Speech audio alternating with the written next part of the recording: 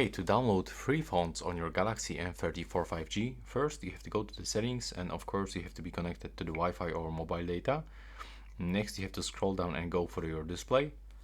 From here scroll down, go to the font size and the style, and now simply go to the font style. As you can see, I downloaded these two fonts, Rosemary and the Samsung Sans. If you want to get more, click to download fonts. And then now you have to go to the top three. So here you can actually find the 5 free fonts. I actually download free fonts. So all you have to do is just to click on this font that you want to download. So click right here. If you sign in with your Samsung account, you will don't have to sign in with your Google account. So what I mean, when you try to download it, you will have this notification that you can use your Samsung account or Google account. So in my case, I was using the Google account, and basically all you have to do after the download is just to click on it, of the font, and then tap to apply.